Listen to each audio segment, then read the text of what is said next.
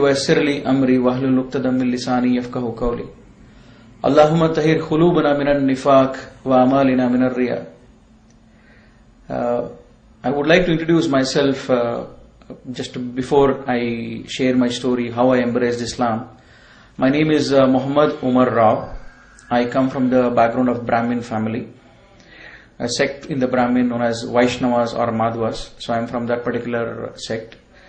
And I was also ex-RSS member of about 1 or 2 years. And my birthplace was Mysore till my 10th standard, and then we migrated to Bangalore. And I'm only son to my parents, and I have 2 sisters. By profession, I'm a software engineer working in a telecom company. Now, to start with, how I embraced Islam, I never dreamt in my life. Actually, this talk is in Urdu, so I switch over to Urdu now after my introduction. मैं कभी मेरे ख्वाबो ख्याल में ये नहीं सोचा था कि मैं मुसलमान बनूंगा, और मैं मुसलमानों से सख्त नफरत करता था और मुसलमानों से काफी दूर रहता था, और कभी ये सोचा नहीं कि मुसलमान सही रास्ते में हो सकते हैं। और ब्राह्मण फैमिली भी ऐसी थी, बहुत ऑर्थोडॉक्स थे, इसके हिसाब से मैं कभी ये कोशिश भी नहीं किया कि मुसलमान लोग किस चीज पर बिलीव करते हैं। हम लोग माइग्रेट हुए मेरे 10th स्टैंडर्ड के बाद मैसूर से बैंगलोर को फॉर हायर स्टडीज, मेरे आगे पढ़ाई के लिए। तब मेरे माँ बाप ने डिसाइड किया ये एक सोर्स ऑफ इनकम एक्स्ट्रा होना चाहिए उनके काम छोड़कर। वो मेरी माँ टीचर थी और मेरे फादर जो है एक टेक्सटाइल इंजीनियर थे, केआर मिल में थे। वो जब बंद हो गया मैसूर में तो वो केएसआरटीसी में काम करते थे। इतना वो खुश नहीं थे उस जॉब से, लेकिन वो जॉब मैसूर बैंगलोर वो अप एंड डाउन करते थे, वो हमारे साथ में रहते थे। और मेरी माँ बाप ये सोचा कि उनकी जो कमाई है उससे ये काफी नहीं है कि वो हम सब बच्चों को पढ़ाएं, हम तीनों बच्चों को पढ़ाएं, और बैंगलोर में मतलब और आगे बढ़ने के लिए और थोड़ा पैसा चाहिए। इसलिए उन्होंने क्या किया कि पार्ट टाइम में काम करना या पार्ट टाइम में इन्वेस्ट करना उन्होंने सोचा। जो उनके पास पैसा था उन्होंने ये पार्ट टाइम एक दुकान में इन्वेस्ट करने के लिए सोचा। और एक मराठी बिजनेसमैन थे, उनसे उन्होंने मिला, और उन्होंने जब पार्ट टाइम ऐसा कुछ करना चाहते, जब उन्होंने बताया ऐसा, तो उस मराठी शॉप ओनर ने, एक मुसलमान शॉप ओनर थे राजाजी नगर में, उनसे मिलवाया। तो मेरी माँ ने बताया, मेरे माँ बाप मेरे अंकल थे, उनको बताया कि हम एक काउंटर आपके दुकान में, हमारा थोड़ी चीजें हम सेल करेंगे और उसमें जो प्रॉफिट आएगा हम वो थोड़ा शेयर करेंगे। लेकिन वो मुसलमान इतने अच्छे थे कि वो कुछ शेयरिंग में कुछ भी इंटरेस्ट नहीं लिया। उन्होंने बोला कि तुमको जो करना है कीजिए, मतलब आप इन्वेस्ट कर सकते हो और उसका फायदा भी आप ले सकते हो। कुछ एक्स्ट्रा उन्होंने चार्ज नहीं किया। और मेरे माँ बाप बहुत इम्प्रेस थे, और घर में हमेशा उनके बारे में बात होती थी कि ये मुसलमान लोग इतने अच्छे हैं कि ये हुनर हमको शॉप में जगह दिया बोल के। लेकिन मैं इससे बहुत नाराज था कि मेरे माँ बाप डेली उनके बारे में अच्छा ही बोले जब मैं उनको नफरत करता हूं। जब मेरी माँ की स्कूल जब ईयरली खत्म होता था, जब उसको 2-3 महीने हॉलिडेज होते थे, तो मेरी माँ इस दुकान पे जाके उनको भी मदद करती थी, उनके लिए भी काम करती थी, और उसकी जो इन्वेस्टमेंट थी वो भी बेचती थी। और मेरी माँ को ये पसंद था कि मैं जाके वो काम करूं और मैं जाके थोड़ा बिजनेस सीखूं, इससे मैं थोड़ा जिम्मेदार हो जाऊंगा और अच्छा हो जाऊंगा। और घर में मुझे बोले कि तुम जाके इसको संभालो, और मैं बोला कि मैं किसी से भी काम करूंगा, मुसलमान के साथ मैं नहीं कर सकता हूं, और कोई जरूरी भी नहीं है कि अभी मैं काम करूं, और घर पे इतना गरीबी नहीं है मैं काम करके आपको कमा के खिलाऊं जब मैं पढ़ रहा हूं। मेरी माँ ने मान लिया और मैं दूसरी जगह काम करता था 1-2 दिन के लिए, फिर बाद में छोड़ दिया और घर में रहता था ड्यूरिंग माई हॉलीडेज, जब मेरे छुट्टियां होती थी। तो फिर जब दूसरी बार मेरी माँ को छुट्टियां आई तो मेरी माँ, मेरे नानी माँ और मेरे पेरेंट्स सब मुझे बहुत इंसल्ट किए कि तुम जाके करो, तुम जाके काम करो। जब तुम्हारी माँ जाके काम कर रही है, तुम्हारे बहन जाके काम कर रहे हैं और उनकी बिजनेस वो देख रहे हैं, तुमको भी देखना चाहिए, तुम्हारे पैसा है, ऐसे घर में बैठने से अच्छा तुम जाके करो, घर की औरतें कर रहे हैं बाहर। तब मैंने सोचा कि ठीक है जाता हूं। फिर मैंने उस दुकान में गया राजाजी नगर में। वो लोग बोले आप चिकपेट में हमारी मदद कीजिए, इधर आपकी जरूरत नहीं। तो उधर मैं काम कर रहा था। जब इधर मैंने काम करना शुरू किया, मुझे और ज्यादा गुस्सा आया कि इनको देखकर वहां पे हिंदू लड़कियां मुसलमान होते थे, तब मैं बहुत नफरत करता था उन लोगों को जो मुसलमान कराते थे ऐसे लोगों को। मैं सोचा ये मुस्लिम लोग इंडिया में क्या कर रहे हैं, इनको तो जगह पाकिस्तान में है, ये लोग हमारे हिंदुओं को क्यों कन्वर्ट कर रहे हैं। तो फिर बहुत गुस्सा था, बहुत झगड़ा करता था उनसे। फिर ऐसी ये जब हो रहा था, वो शॉप के ओनर जो थे वो बैंगलोर में नहीं थे, वो कहीं और थे, बॉम्बे में थे। और इसी आर्गुमेंट में उन्होंने थोड़ी चीज बताई। फिर बाद में उन्होंने बोला कि आप कुरान पढ़ो, कुरान से आपको कुछ समझ में आएगी, एक किताब है। फिर बाद में मैं सोचा कि अच्छा मैं इनको सिखा। अब मैं हिंदू लड़कियों को जब पूछा तुम लोग क्यों इस्लाम में, वो लोग कुछ आंसर नहीं करते, तो वो इतना ही बोलते थे कि ये सच है इसलिए हम आ गए, या ज्यादा वो बोलते नहीं थे। और मैं सोचा कि अब आप लोग, ये लोग तो अनएजुकेटेड हैं, मैं ब्राह्मण फैमिली से हूं और मैं समझता हूं हिंदुइज्म क्या है बराबर, और मैं इनको एक सबक सिखाऊंगा, मैं इनको हिंदुइज्म सिखाऊंगा ताकि हम भी सच हैं। तब मैं हिंदुइज्म और ज्यादा गौर से देखने लगा कि हिंदुइज्म में है क्या। और मीन टाइम कुरान भी मैं पैरेलली कुरान भी पढ़ रहा था। थोड़े मैं एनालिसिस किए, थोड़े भगवान की एज पर हिंदू बिलीफ वो क्या करते थे, उनकी क्या हिस्ट्री है, उनकी क्या बैकग्राउंड है, उनकी क्या ये है। उसके बाद मैं क्रिश्चियनिटी भी पढ़ा, फिर बाद में मैं इस्लाम कबूल किया। तो वो एनालिसिस मैं आपको बता रहा हूं। अभी पहले जो थे, जब मैं आरएसएस मेंबर था, हमको डेली सुबह में ये बोलते थे कि राम मंदिर हमारा है, कश्मीर हमारा है, तो ये सब होता था। फिर बाद में मैं सोचा कि राम मंदिर, जब उसको बोल रहे कि राम हमसे ज्यादा, सबसे ज्यादा पावरफुल भगवान है, तो उसके बारे में थोड़ा एनालिसिस किया। राम जो है वो एक जो किंग बोलते हैं, जिसको बोलते हैं राजा, वो राजा के घर में पैदा होता है और उसकी 7 बीवियां होते हैं उस राजा को, और 7 बीवियों में एक बीवी के बेटे होते हैं राम। और कुछ फैमिली मिसअंडरस्टैंडिंग से इस भगवान को, जो आज पर हिंदू बिलीफ, इसको घर से बाहर निकाल देते हैं और उसको बोलते हैं वनवास। एक 14 ईयर्स ये वनवास को भेजते हैं जंगल में। इस टाइम पे क्या होता है, रावण एक राक्षस है और वो राक्षस राम की वाइफ को किडनैप करना चाहता है। और जब ये प्लान बना रहा है, राम को ये मालूम भी नहीं कि मेरी वाइफ को कोई किडनैप करने के लिए प्लान कर रहा है, और राम को ये मालूम नहीं हो रहा कि इस बात राम को मालूम ही नहीं हो रहा है। तो मैं सोचा कि भगवान को अगर उसको मालूम ही नहीं हो रहा है, उसके घर वालों पर अटैक हो रहा है, तो उसको क्या मालूम रहेगा मेरे ऊपर क्या मुसीबत आएगी, मुझे कैसे बचाएंगे। तो इसलिए मैं और आगे जब स्टोरी देखा रामायण, और रामायण जब पढ़ा, यहां तक आती है कि रावण प्लान बनाता है और उसके काम वालों को बोलता है तुम जाके उसके सामने एक हिरन बन जाओ। जब तुम हिरन बन जाओगे, राम और लक्ष्मण जो है तुम्हारे पीछे भागेंगे, और जब तुम्हारे पीछे भागेंगे तुम ज्यादा दूर भागो, और जब राम और लक्ष्मण जब ज्यादा दूर चले जाए घर से, तब मैं जो है मैं आके सीता को किडनैप करूंगा। तो ये ऐसा ही होता है, और राम को ये 1% भी इसका मालूमात नहीं होता है। और ये मैं सोचते रहता था ये भगवान कैसा हो सकता है, उसके घर वालों के ऊपर कोई अटैक कर रहा है और उसके घर वालों को कोई किडनैप कर रहा है, लेकिन इसको मालूम भी नहीं हो रहा है। और ऐसे ही आता है, रावण की काम वाला जो है वो हिरन बन जाता है, राम उसके पीछे भागता है, लक्ष्मण भी उसके पीछे भागता है, ये बोलकर ये लक्ष्मण रेखा है, इसको पार मत करो। और वो दोनों भागते हैं। अभी इसके टाइम पे क्या होता है, रावण जो है एक भिक्षुक, जो बोलते हैं ये भीख मांगने वाले के वेश में आते, वो उसको सीता को बुलाता है कि मुझे कुछ चाहिए।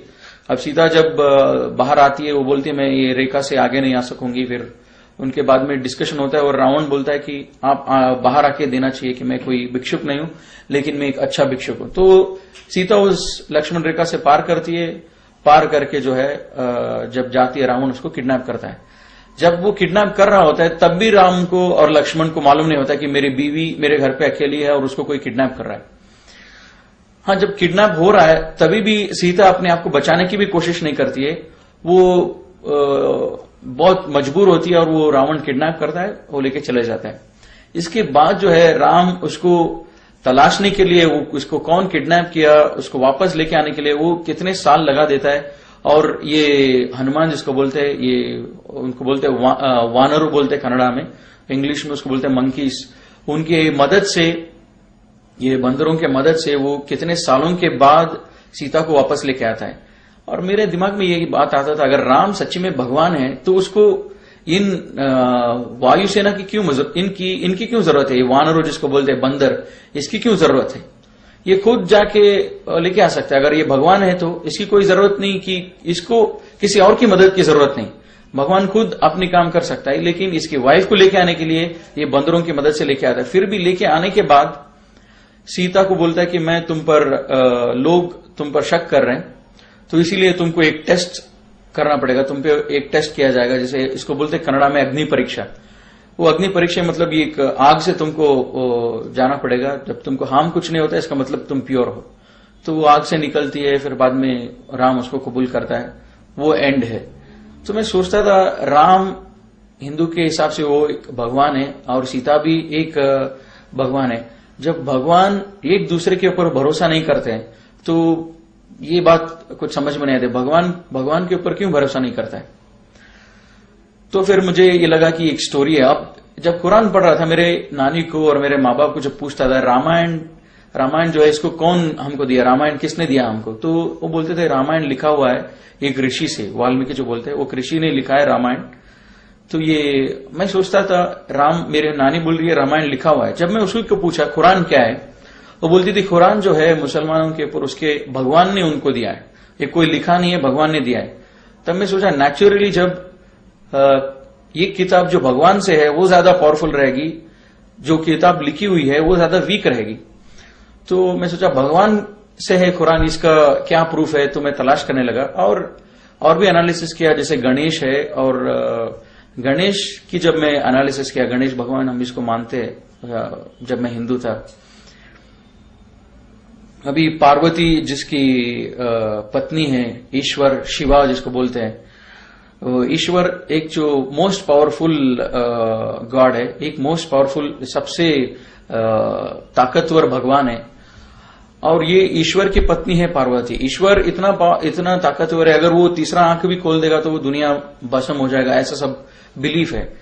तब तो ऐसी ताकतवर भगवान की ये पत्नी है पार्वती और वो भी भगवान है, गॉडेस बोलते हैं इंग्लिश में उसको। तो पार्वती उसको नहाना होता है और वो गणेश को बना देती है कि तुम मेरा वॉचमैन रहो। मैं सोचता था इतनी पावरफुल इतनी ताकतवर भगवान की बीवी को सिक्योरिटी क्या जरूरत है। फिर भी वो बनाती है गणेश को, फिर वो नहाने जाती है और ईश्वरा जो है घर में दाखिल होता है। उसके घर में जब आता है वो पूछता है गणेश को तुम कौन हो।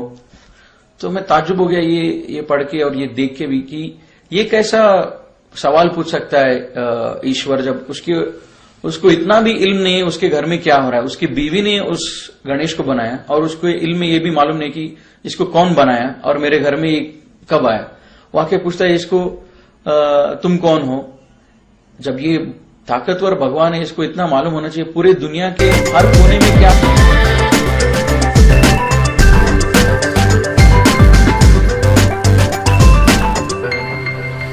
हो रहा है इसको मालूम होना चाहिए। लेकिन ये भगवान घर में आके बात करता है और गणेश से पूछता है कि तुम कौन हो। इसका मतलब जब ईश्वरा को उसके खुद के घर में जो हो रहा है वो मालूम नहीं है, तो मेरे घर में या दूसरों के घर में जो प्रॉब्लम्स इस दुनिया में हो रहा है उसको कैसे पता चलेगा।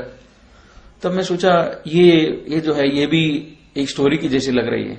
फिर आगे जब देखेंगे स्टोरी क्या होता है, फिर ईश्वरा जो है गणेश की गर्दन काट देता है जब गणेश उसको अंदर जाने नहीं देता है।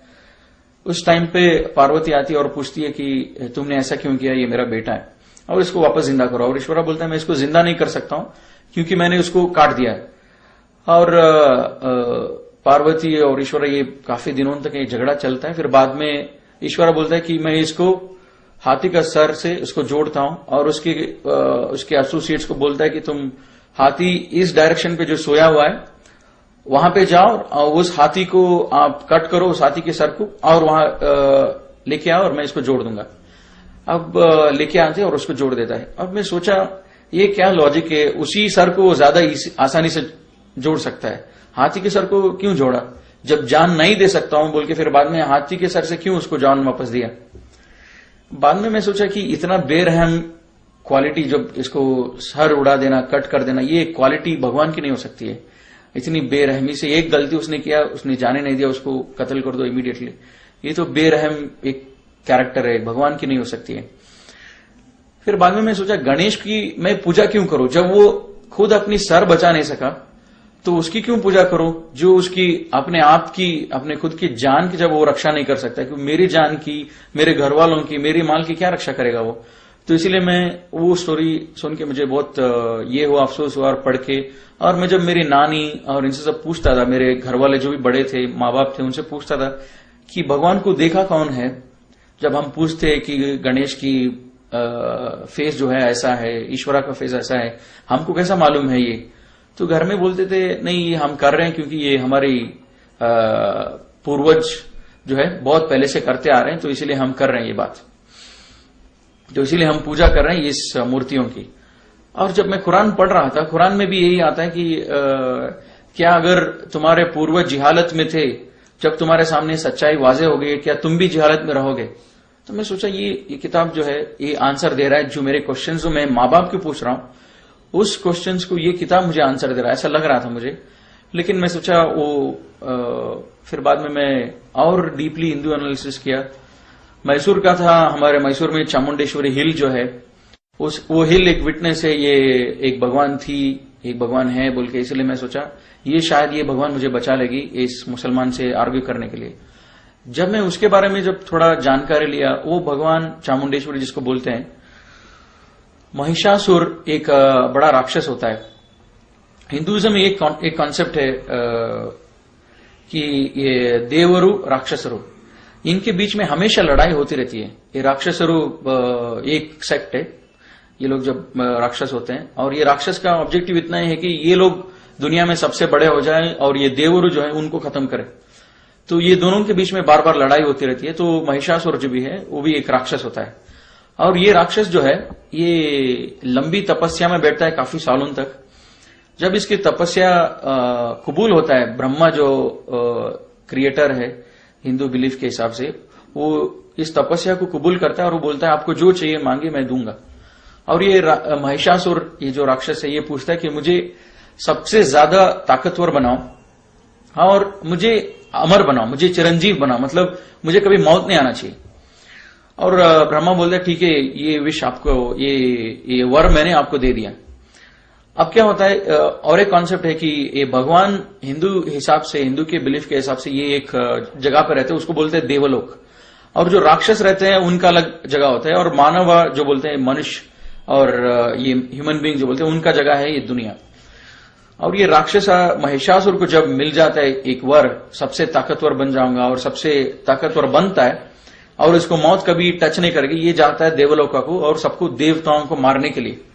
मैं सोचता था कि ये कैसा कॉन्सेप्ट है, ये राक्षस तपस्या में बैठा, एक इबादत में बैठा इतने साल तो, और इतने साल के बाद उसने भगवान से वर मांगा कि मुझे ताकतवर बनाओ, और उसको भगवान ने वर दिया, फिर उसी भगवान की ये कत्ल करने जा रहे हैं। तो इसका मतलब मैं भगवान को उल्लू बना सकता हूं, कभी भी भगवान 10 साल बैठो, भगवान से वर ले लो और उसके बाद में उसी को मारने लगो।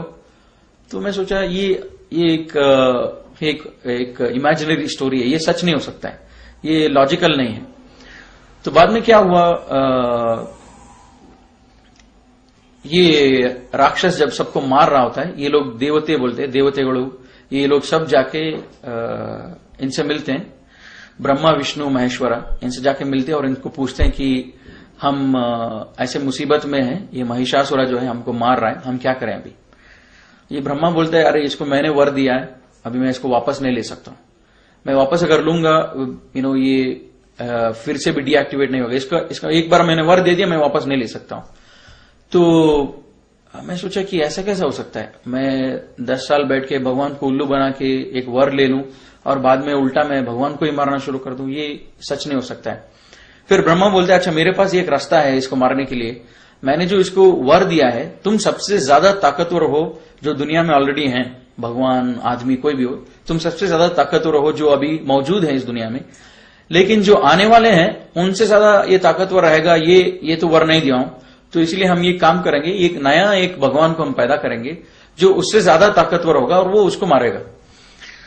तो ये क्या करते हैं, विष्णु बोलता है मैं औरत हो जाऊंगा, और शिवा जो है बोलता है कि मैं और तुम, हमारा मिलन होगा, हमारे मिलन से जो बच्चा पैदा होगा वो बच्चा जो है वो नया भगवान होगा और वो महिषासुर को कत्ल करेगा। और जो बच्चा पैदा होता है उसका नाम होता है चामुंडेश्वरी, वो लड़की होती है उसको चामुंडेश्वरी बोल के नाम रखते हैं। मतलब चामुंडेश्वरी, वो ईश्वर का भी नाम ही आता है, चामुंडेश्वरी, वो जाके उसको कत्ल कर देती है महिषासुर को। मैं सोचा, एक मिनट के लिए सोचा, अगर मैं भगवान होता, मैं ब्रह्मा के जगह होता, तो मैं कभी, मुझे मालूम हो जाता था कि ये राक्षस 10 साल के लिए इसलिए बैठा है मुझे मारने के लिए, ये देवरों को खत्म करने के लिए इसलिए बैठा है, तो मैं कभी वर नहीं देता। ऐसा पूरा ड्रामा करने से अच्छा मैं वर नहीं देता, और या तो वर देने के बाद उसको कत्ल कर देता। तो ये सब देख के मुझे लगा एक हिंदुइज्म, एक माइथोलॉजी। और मेरे माँ बाप और सब लोग बोल रहे कि हमारे भगवान जो हम जिसको पूज रहे हैं, जो भी हमारे मूर्तियां हैं, बस ये लोग, ये सच कोई किताब में नहीं है, लेकिन हम कर रहे हैं इसलिए क्योंकि ये हमारे पूर्वज करते थे। और एक ऐसी चीज थी जिससे मुझे ये आसान हुआ हिंदुइज्म के बारे में मैं बिलीफ छोड़ने के लिए, कि हमारे घर में एक कॉन्सेप्ट है मने देवरू, जिसको बोलते हैं घर का भगवान। हर एक घर का अपना अपना खुद का भगवान होता है। तो मेरे घर में भी हमारा मने देवरू जो बोलते हैं, हमारा घर का भगवान जो था वो स्नेक था, स्नेक, सांप। और मेरे कजिन का मने देवरू घर का भगवान था ईगल। मेरे घर में जब भी फेस्टिवल होता था, मेरी माँ बोलती थी कि उनके घर पे जाओ मत, और उनके घर में जब फेस्टिवल होता था वो बोलते थे कि मेरे कजिन को मेरे घर पे आओ मत, क्योंकि ये ईगल गॉड और स्नेक गॉड और बोथ आर एनिमीज।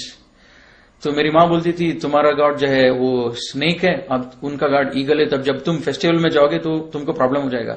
मैं सोचता था हाउ इलॉजिकल इट इज, ये तुम क्या बोल रही हो, ये सब मुझे समझ में नहीं आती है, क्योंकि मैं कजिन के घर जाना चाहता हूं और अच्छा खाना खाना चाहता हूं उधर भी, because I want to show my new dresses there, लेकिन तुम बोल रहे हो तुम जाओ मत। ये कैसा हो सकता है, भगवान और भगवान के बीच में दुश्मनी। और अल्लाह ताला कुरान में बोलता है कि इस कायनात को बनाने में अगर एक से ज्यादा लोग होते, एक से ज्यादा क्रिएटर होते, तो बहुत ज्यादा कंफ्यूजन होता है इस दुनिया में। तो मैं ये कंफ्यूजन मेरे घर में ही दिख रहा है, क्योंकि मेरी माँ बोल रही है हमारा घर का भगवान जो है स्नेक है, और मेरे कजिन का घर का भगवान जो है वो जो है ईगल है। तो ये भी एक ऐसी चीज थी which help me to I believe more in Islam. ये ऐसे सब चीज थी, और कुरान इसके बारे में लाइव अल्लाह ताला is talking to me in this book. अल्लाह ताला बोल रहा है कि ये अगर इस दुनिया को बनाने में बहुत सारे भगवान होते, तो उन भगवानों के बीच में बहुत सारे प्रॉब्लम भी होते। जैसे मैंने देखा रावण और राम और ब्रह्मा, महिषासुरा और जो है ईश्वरा, पार्वती, और ये सब जब देखा मैं, ये भगवान को दूसरे भगवान के बारे में मालूम ही नहीं है, जानकारी नहीं है। एक भगवान एक काम करता है, उसके बारे में दूसरे भगवान को मालूम नहीं है। जब ब्रह्मा ने महिषासुरा को वर दिया, उसके बारे में शिवा को मालूम नहीं, विष्णु को मालूम नहीं। जब ये सब कंफ्यूजन ही है। तो अल्लाह ताला कुरान में भी यही बोल रहा है कि अगर इस दुनिया को, और इस दुनिया में अगर एक से ज्यादा खुदा होते, तो एक से ज्यादा क्रिएटर होते, एक से ज्यादा अल्लाह होते, तो बहुत सारे प्रॉब्लम होते। तो मैंने थोड़ा क्रिश्चियनिटी भी पढ़ा। जब मैं 10th स्टैंडर्ड में जब था इंडिया में, मैसूर में, उधर एक पुष्पाश्रम बोल के एक जगह था, वहां पे क्रिश्चियंस लोग, फादर्स लोगों को ग्रेजुएट करते थे। तो उधर मैं क्रिसमस में कभी जाता था, उनकी हम लोग एक टूर के हिसाब से उधर जाते थे और देखते थे। हमारे फैमिली सबको लोग बुलाते थे, हम पूरे माँ बाप के साथ जाके देखते थे। वो जो मूर्तियां रखते थे जीसस की, मदर मेरी की, हम लोग देखते थे। वो उतना इल्म मुझे था, ये लोग क्रिश्चियंस भी जीसस को पूछते हैं। जब मैं थोड़ा ज्यादा जानकारी लिया, तब मुझे मालूम पड़ा, ये बोलते हैं Jesus is the only son of God, only begotten son of the God. मतलब जो एक बेटा है, खुदा का बेटा है जो बोलते हैं।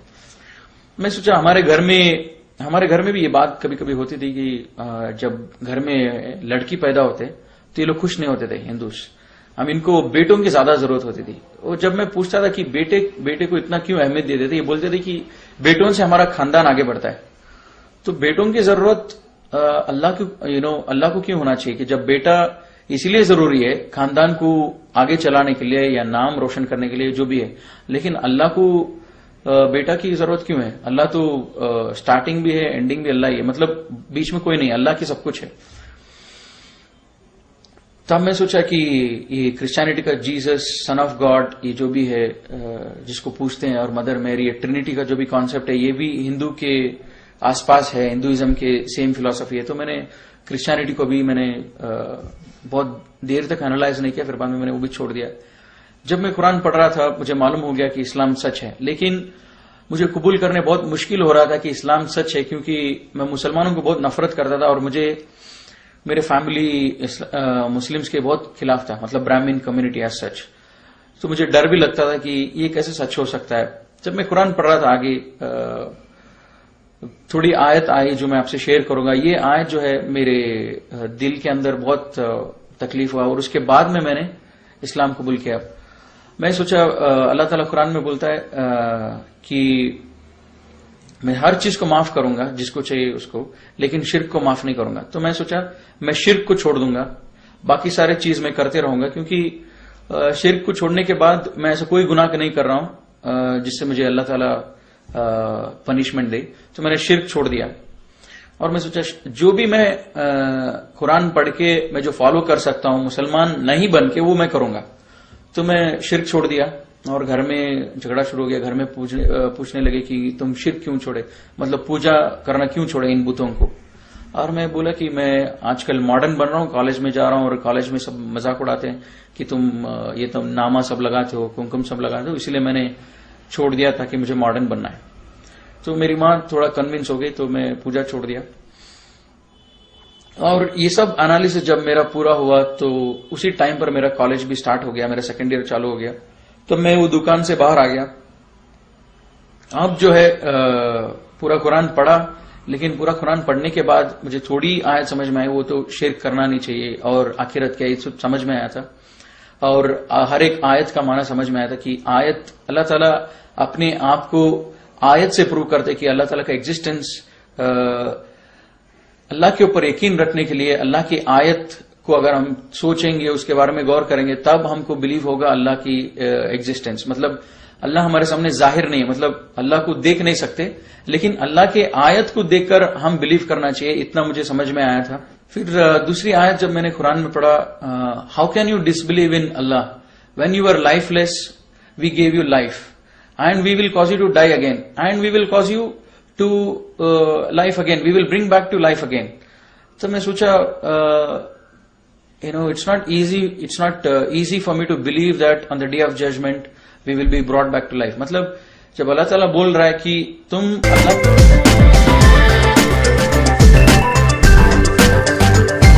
के ऊपर शुक्र कैसे कर सकते हो जब तुम नहीं थे और बाद में तुमको अल्लाह ने एक लाइफ दिया, फिर बाद में अल्लाह तुमको मौत देगा, फिर उसके बाद में अल्लाह तुमको फिर से वापस जिंदगी देगा, खड़ा करेगा आखिरत के दिन।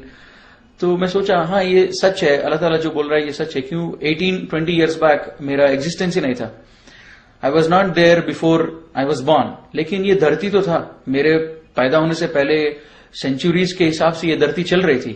लेकिन अभी ऐसा कैसा हो सकता है कि हाउ आई डिसबिलीव इन अल्लाह। अल्लाह सेज यू आर लाइफलेस।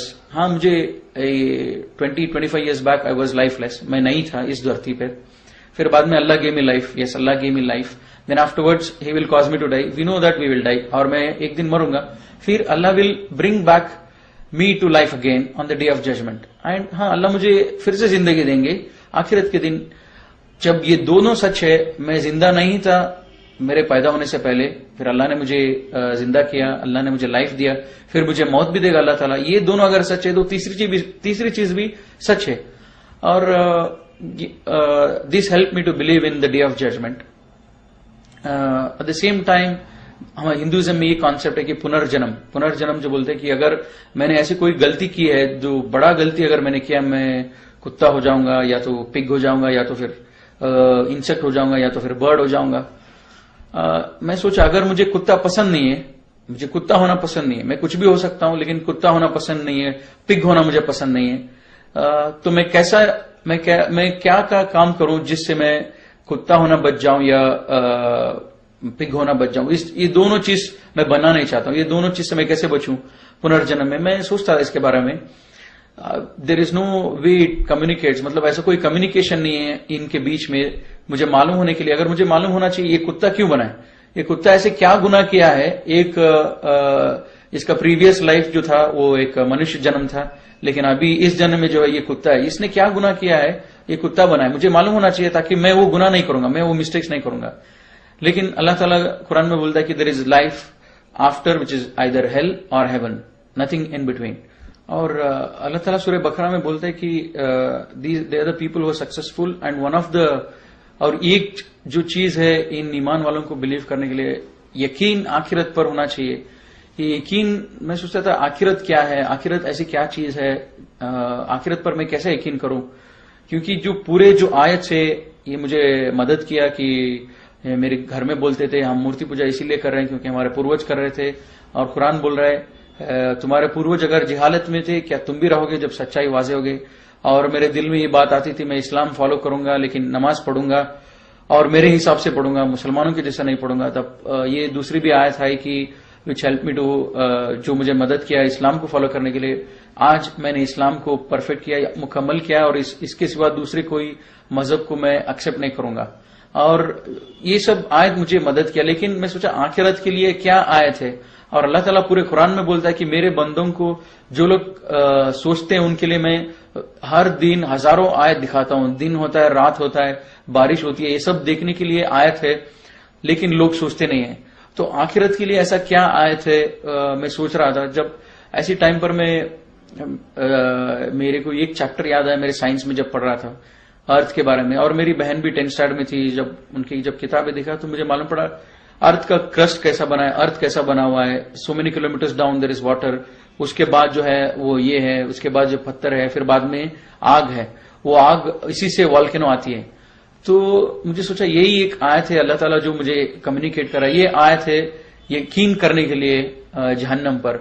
और जन्नत पर कैसे यकीन करो कि जन्नत रहेगा या नहीं रहेगा।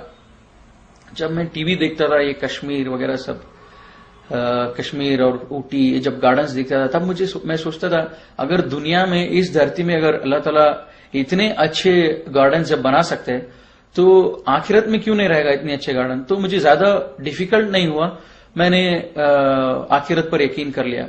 फिर कभी कभी मेरे दिल में ये भी ख्याल आती थी कि क्या ये सब कुछ साइंस से तो नहीं है, ये सब कुछ हम अल्लाह भी नहीं है, ये हिंदुइज्म भी रॉन्ग है, क्रिश्चियनिटी भी रॉन्ग है, ये सब कुछ साइंस से तो नहीं है, मतलब कोई भगवान ही नहीं, ये सब हुआ अपने आप हो गया। तो कभी कभी मेरे दिल में ये भी ख्याल आता था। जब मैं सोचता था उसके बारे में, वो बिग बैंग थ्योरी ऐसा है कि टू समराइज, मतलब सिंपल वे, कि एक वो फायर बॉल था, आग का बॉल था, और वो जब डिस्ट्रॉय हुआ वो ये दुनिया और ये रिवर्स स्काईज ये सब फॉर्म हो गए। तो ये बिग बैंग थियरी इन ए नटशेल ये जब बोलती है। जब मैं सोचा एक रबर बॉल अगर टूटता है, डिस्ट्रॉय होता है, तो रबर के पीसेस नजर आएंगे, कुछ ज्यादा नजर नहीं आएगा रबर बॉल से ज्यादा। उसी हिसाब से अगर एक फायर बॉल, एक आग का बॉल भी अगर डिस्ट्रॉय होता है तो आग ही दिखना चाहिए हर जगह।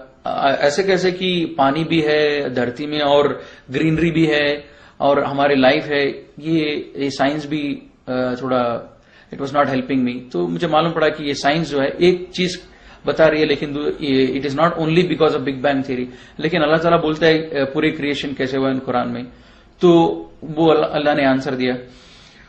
अब जब मेरा कॉलेज स्टार्ट हुआ तब मैं पूरा फुल टाइम उस दुकान में नहीं जाता था, लेकिन सैटरडे संडे उस दुकान में जाता था क्योंकि उस ओनर से भी अच्छी दोस्ती हो गई थी। वो उनका बिहेवियर अच्छा था, जब हमारा सैलरी टाइम पे देते थे, ज्यादा चीटिंग नहीं करते थे मेरे माँ के बिजनेस में, और हमको सब मदद करते थे, और जो भी दुकान में थे उन सबकी मदद करते थे जब जरूरत हो। तब मैं सोचा उनसे मिलने के लिए जाऊंगा। हर सैटरडे संडे जाता था, और जब भी जाता वो बिजी रहते थे उनके काम में, और मैं कुरान पढ़ता था। जब कुरान पढ़ता था नेक्स्ट टाइम जब गया मैं, और हमेशा जब भी मैं कुरान पढ़ने फिर से शुरू करता, मुझे डर लगता था लास्ट टाइम मैंने पढ़ा नहीं बराबर, तो फिर से शुरू करता था कुरान पढ़ने बिगिनिंग से, सूरह फातिहा, सूरह बकरा, फिर से शुरू करता था। जब फिर से शुरू किया कुरान में, एक आयत ऐसा आया सूरह बकरा में, this is the book of which this is the book from your lord on which there is no doubt, and this is a guidance for those who are conscious and who have the faith in Allah and faith in unseen and who have faith in the hereafter.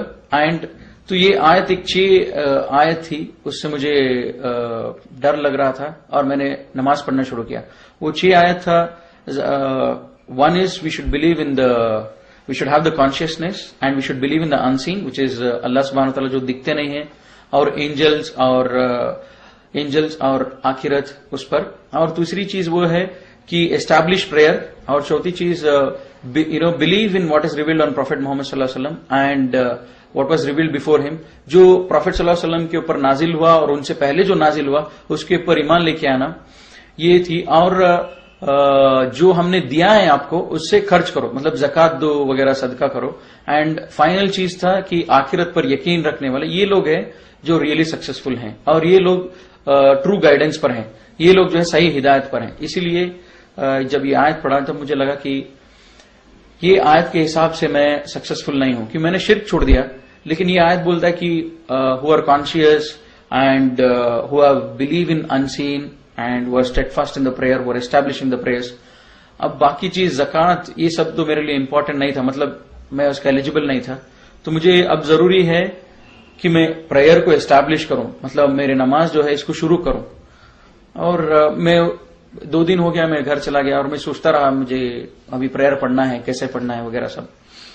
अब मैं इन लोगों से मिला जो already मुसलमान हुए थे, उनसे पूछा कि तुम लोग कैसे नमाज पढ़ते। वो लोगों ने एक डायरी दिखाया, ब्लैक डायरी, हम कन्नड़ा में लिखे, इससे सीखे, हम इससे नमाज पढ़ना शुरू किया। तब मैं भी नमाज पढ़ना शुरू किया जब वो लोग जैसे कर रहे थे। लेकिन नमाज पढ़ने से पहले मैंने ये सूरा जब कोशिश किया पढ़ने के लिए, बहुत मुश्किल हो रहा था मुझे। अल्हम्दुलिल्लाह बोलने के लिए भी मुझे बहुत तकलीफ होता था, क्योंकि ये अरबिक जबान इतना आसान नहीं था मुझे बोलने के लिए। तो काफी टाइम लगा ये सूरा सीखने के लिए। जब सूरा सीखता था बीच में मुझे कभी कभी ये ख्याल भी आता था कि मैं मुसलमानों के जैसा नमाज क्यों पढ़ूं। मैं नमाज पढ़ूंगा मेरे हिसाब से पढ़ूंगा, मेरे हिसाब से मैं नमाज पढ़ूंगा, मेरे हिसाब से मैं अल्लाह से मांगूंगा, अल्लाह से इबादत करूंगा, इनकी जैसा क्यों करूं। और ये अरबिक मुश्किल भी है, तो मैं सोचा मैं इंग्लिश में पढ़ूंगा, नहीं तो कन्नड़ा में पढ़ूंगा, पूरे ट्रांसलेशन है, तो अरबिक में क्यों पढ़ना चाहिए। तब मैं ये सोचा, थोड़े दिन में सोचा अच्छा ठीक है ऐसे ही करते हैं। तो मैं जब फिर से जब गया नेक्स्ट सैटरडे संडे उधर कुरान पढ़ने के लिए, तब सूरह इमरान में मुझे एक आयत आती है, today we have perfected this religion and we have chosen Islam for you. Apart from this religion, no other religion is accepted, and anybody else follows other than this, they are thrown to hellfire. मुझे डर लगने लगा कि पहले दिन मैंने decide किया मैं शिर्क नहीं करूंगा, और जब नेक्स्ट टाइम जब कुरान पढ़ा ये बोल रहा है कि एस्टैब्लिश प्रेयर। अब मैं एस्टैब्लिश प्रेयर करने सोच रहा था। जब एस्टैब्लिश प्रेयर करने के लिए जब पूरे सूरा जब पढ़ रहा था, इतना मुश्किल हो रहा था, मैंने सोचा मेरे हिसाब से मैं नमाज पढ़ूंगा। अब कुरान बोलता है मुझे Islam is the only religion which is accepted. तो मुझे धीरे धीरे डर लगने लगा और ये यकीन आता रहा कि ये किताब जो है एक आदमी लिख नहीं सकता है। जो मेरे दिल के अंदर जो स्ट्रगल हो रहा है, मेरे दिल के अंदर जो दिन रात मैं सोच रहा हूं कि ये सच है, ये सही है, अच्छा ऐसा करूंगा वैसा करूंगा, ये जो हो रहा है उसके जवाब जो है ये कुरान में मुझे मिल रहा है। और मैं ये बात किसी से बोल नहीं रहा हूं, ये इसका जवाब मुझे कुरान से मिल रहा है। मेरे जिसके दिल के हालत पर कुरान मुझे कमांड कर रहा है कि ये सही है, ये गलत है। तो मुझे डर भी लगने लगा और यकीन होने लगा कि इस किताब को एक आदमी नहीं लिख सकता है। मुझे जो भी बनाया हो, जो बनाया है, मुझे जो बनाया है वही इस किताब को नाजिल कर सकता है। तब मुझे यकीन आने लगा ये किताब जो है अल्लाह की तरफ से है। फिर मैं बहुत मेहनत किया, 3-4 महीने लगे, फिर नमाज पढ़ना शुरू हुआ, सब सूराज लर्न किया, फिर नमाज पढ़ रहा था। और कभी कभी नमाज मेरी होती थी, कभी कभी नहीं होती थी, क्योंकि घर पे मेरे माँ बाप के सामने तो नहीं पढ़ता था। और अभी नमाज तो पढ़ रहा हूं, शिर्क नहीं कर रहा हूं, नमाज पढ़ रहा हूं, लेकिन मैं सोचा अभी ठीक चल रहा है, अब जरूरी नहीं कि मैं और आगे जाऊं। तो मैं सोचा अभी मेरा पढ़ाई कंप्लीट कर लेता हूं, मैं इंजीनियरिंग फिनिश करता हूं, फिर बाद में मैं एमबीए करूंगा, उसके बाद में मैं इस्लाम कबूल करूंगा। तब तक मैं इस्लाम नहीं कबूल करूंगा, तब तक मैं शिर्क छोड़ूंगा और नमाज पढ़ूंगा। ये दो से ज्यादा मैं आगे नहीं बढ़ूंगा। जब नेक्स्ट टाइम मैं जब कुरान पढ़ने लगा, फिर से जैसे मैं शुरू से पढ़ने लगा, सूरह बकरा में दूसरी आयत आती है कि ये लोग किस चीज के लिए इंतजार कर रहे हैं। ये लोग इंतजार कर रहे हैं अल्लाह और अल्लाह की मलाइका को, जब वो आसमान में आ जाए तब तो क़यामत है, मतलब then the matter is settled. तो इंग्लिश में आयत मुझे बहुत लगती थी, what are this people waiting for, are they waiting for Allah to come out with the angels in the clouds, then the matter is settled. इसका मतलब ये था कि ये किस चीज पर इंतजार कर रहे हैं। अगर ये लोग वेट कर रहे हैं अल्लाह के ऊपर यकीन करने के लिए, क़यामत कभी भी आ सकती है। Are they waiting for Allah to come out with the angels. तो अब मुझे और डर लगता था कि जब मैं नमाज पढ़ना शुरू किया, कुरान बोल रहा है कि मुझे किस चीज के लिए इंतजार कर रहा हूं। और मैं अंदर ही अंदर ये प्लान किया था मैं इंजीनियरिंग पढ़ूंगा, एमबीए करूंगा, उसके बाद में मैं घर से बाहर आऊंगा। जरूरत नहीं था घर से बाहर आने के लिए, लेकिन घर के अंदर भी तो नहीं कर सकता था। एक मुझे मालूम था मुझे घर से बाहर आना है, तो मैं सोचा अभी मुझे और ज्यादा स्टेप्स लेना पड़ा। और मैं कुरान पढ़ते रहा और मैं घर पे नमाज पढ़ते रहा। मैं सोचा कि मुझे एक रास्ता निकालना चाहिए कि इस्लाम कंप्लीटली फॉलो करने के लिए। और बार बार अल्लाह ताला कुरान में बोलता है कि इस्लाम में पूरे के पूरे दाखिल हो जाओ। और मुझे मालूम था कि मैं पूरा दाखिल नहीं हूं, क्यों मैं शिर्क छोड़ दिया और नमाज पढ़ रहा था बस, और बाकी जो भी इस्लाम की अहकामात है वो नहीं कर रहा था। जुमा को मस्जिद में नहीं जा रहा था, और रोजा जब रखता था कभी कभी रखता था, कभी कभी नहीं रखता था। तो मुझे मालूम था कि मैं इस्लाम में कंप्लीटली नहीं हूं, मुझे कंप्लीटली आने के लिए कुरान बोल रहा है, अब मुझे कंप्लीटली आना चाहिए। फिर बाद में पहला रमजान आया, मैं पहले रमजान में अल्हम्दुलिल्लाह पूरे के पूरे रोजा रखा। फर्स्ट 2 डेज शायद छूट गया होगा, पूरे के पूरे रोजा रखा। और मेरे घर में बहुत झगड़ा होती थी कि माँ को डाउट आने लग गया मैं रोजा रख रहा हूं बोल के। अब जब उसको डाउट आता था उस दिन मैं उससे बचने के लिए वो जब फोर्स करती तो उसके सामने खा लेता, तो ऐसे 2 रोजे छूट गए होंगे। फिर पहले रमजान हुआ, फिर बाद में मैं अल्हम्दुलिल्लाह थोड़ा स्ट्रांग हुआ, थोड़ा यकीन भी हुआ। अब घर पे जो बात करने लगते थे हम डेली डिनर पे लंच पे, जब उनको बताने लगा क्यों अभी जब मेरा प्लान के हिसाब से कुछ भी नहीं होगा, मुझे अभी घर में बोलना चाहिए धीरे धीरे कि मैं इस्लाम में आ रहा हूं, तब मैं घर में बोलने लगा धीरे धीरे कि ये गलत है हम जो कर रहे हैं। फिर ये सब बोलता भी रहा, और कॉलेज में जाते, कॉलेज भी पढ़ाई भी होती थी। कभी कभी दिल में ये ख्याल भी आता था कि ये सब जरूरी है क्या, अभी मैं बच्चा हूं, अभी मैं 17-18 ईयर्स में हूं और मुझे पढ़ाई पे ध्यान देना चाहिए, ये सब जरूरी नहीं है। ये अभी ठीक है मैं शिर्क छोड़ दिया और नमाज पढ़ रहा हूं, लेकिन घर से बाहर जाना जरूरी नहीं है। मैं सब कमाऊंगा, अच्छा पोस्ट पे आऊंगा, तब जाके मैं पूरा का पूरा इस्लाम फॉलो करूंगा। ये ख्याल भी आता था।